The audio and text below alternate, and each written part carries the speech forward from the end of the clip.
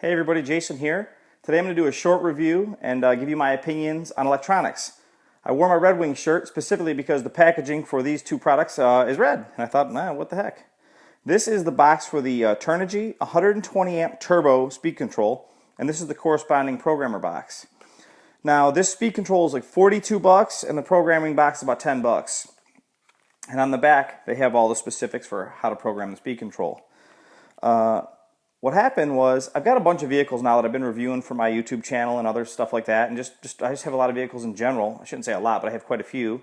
And $200 for a speed control and $80 for a motor, and then you start getting into receivers and transponders.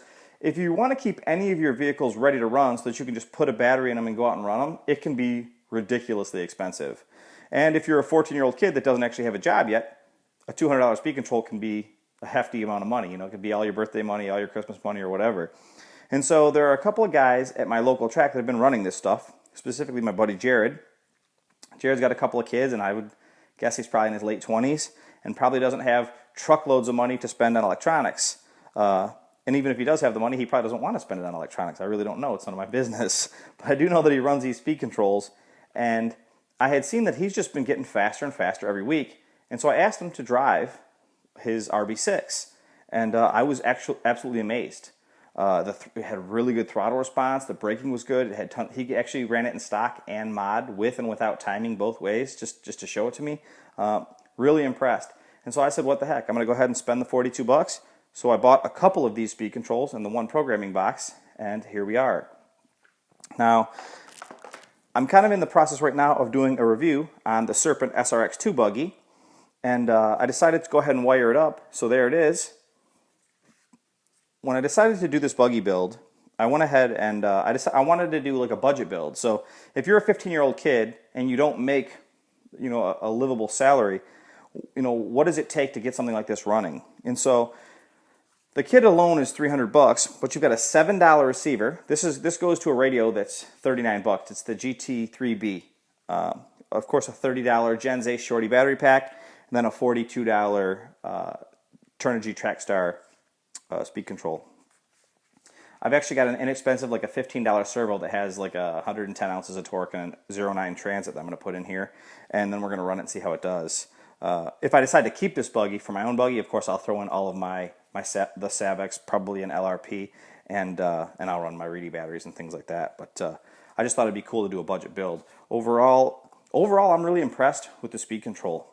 For $42, it's really hard to go wrong. One of the downsides to this stuff is that there is absolutely no instruction whatsoever, so it doesn't even tell you how to calibrate it to your speedo. Luckily, Jared knew how. I don't know if he found out online, but it calibrates just like the old Speed Passion stuff. You just hold the set button, turn it on, it'll go to neutral, hit the button, full throttle, hit the button, full brake, hit the button. It's really, really simple. And then when you plug the card in, that's really simple as well. So overall, for $42, it's hard to argue with that. So let me show you a quick video of me opening the box, so you can take a look at that, and I'll show you a picture of an Orion just to compare it, just to, you know, give you something to think about. So here we go. Is it running? All right. I took that triple, and I actually made it bigger than the triple was, but I just filled that thing in with dirt, so like the middle mound and between the middle mound and the landing, just a huge safety net, and then drop down. But a lot of guys will get it on the safety deck still, and this is like that, and down, you know, to the bottom.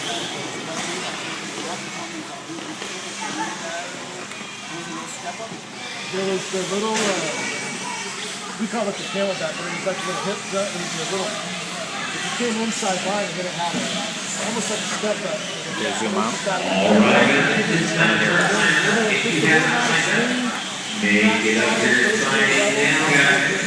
Also, from this point on, do not withdraw on the track until you have signed in. If you have not signed in, you must have seen it.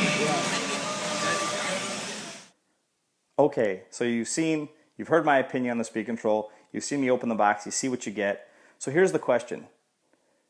Why would anybody spend $200 on a speed control when you could spend $42 and get something that works nearly as good, if not as good? I really don't know.